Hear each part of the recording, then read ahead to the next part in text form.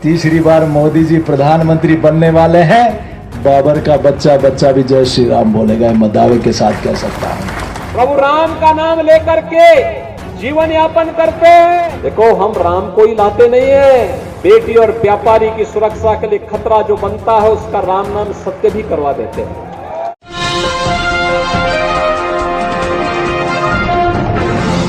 साथियों नमस्कार, मैं हूं नीरज पटेल और आप देख रहे हैं नेशनल जनमत। कुछ समय पहले की बात है, भारत देश में एक संवैधानिक संस्था हुआ करती थी जिसका नाम हुआ करता था भारत निर्वाचन आयोग। हालांकि ये संस्था पूरी तरीके से स्वतंत्र कभी नहीं रही, लेकिन मौजूदा वक्त में चुनाव आयोग मोदी सरकार के सामने इस कदर नतमस्तक है कि लोग सवाल पूछ रहे हैं कि अब इस नाम की कोई संस्था देश में बची है या नहीं।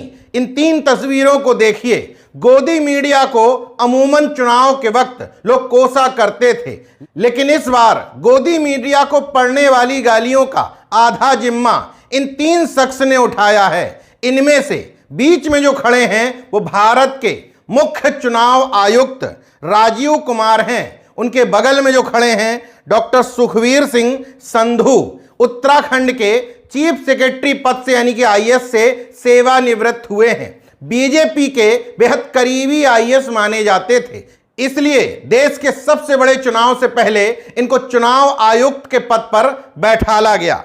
उनके बगल में खड़े हैं दूसरे चुनाव आयुक्त ज्ञानेश कुमार गुप्ता। इनको भी इन्हीं के साथ अपॉइंट किया गया है। इनकी खासियत यह है कि अमित शाह जी के गृह मंत्रालय में बतौर आईएएस काम कर चुके हैं। रिटायरमेंट के बाद इनकी सेवा का इनाम दिया गया, मतलब सेवा में रहते हुए निश्चित तौर पर अमित शाह को अपने काम से इन्होंने खुश किया होगा।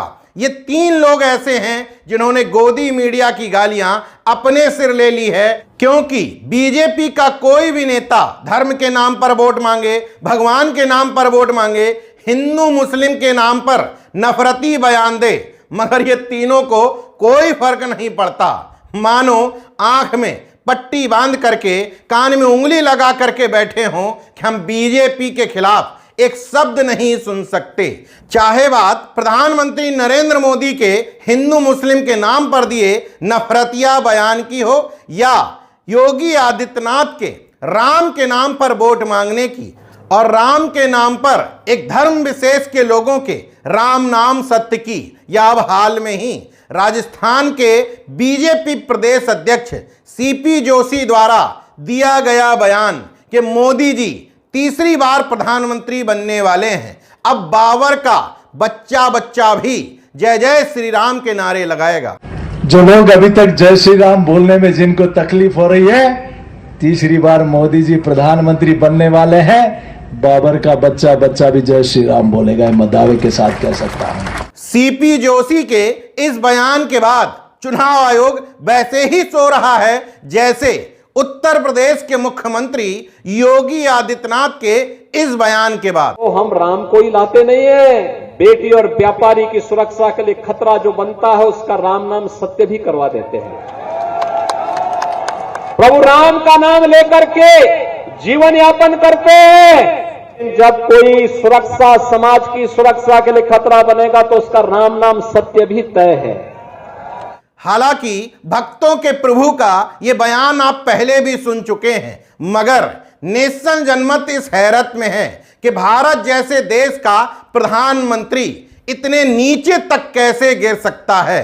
भाषा का स्तर, भाषण का स्तर इतने नीचे तक कैसे गिरा सकता है कि हिंदू मुस्लिम के नाम पर न सिर्फ वोट मांगे बल्कि पूर्व प्रधानमंत्री का नाम लेकर के साफ साफ झूठ भी बोल जाए। और पहले जब उनकी सरकार थी उन्होंने कहा था कि देश की संपत्ति पर पहला अधिकार मुसलमानों का है।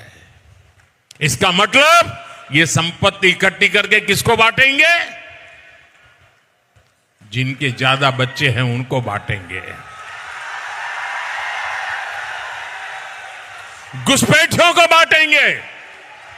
क्या आपकी मेहनत की कमाई का पैसा घुसपैठियों को दिया जाएगा?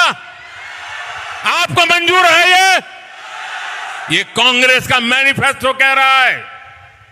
कि वो माताओं बहनों का सोने का हिसाब करेंगे, उसकी जड़ती करेंगे, जानकारी लेंगे और फिर उस संपत्ति को बांट देंगे और उनको बांटेंगे जिनको मनमोहन सिंह जी की सरकार ने कहा था कि संपत्ति पर पहला अधिकार मुसलमानों का है।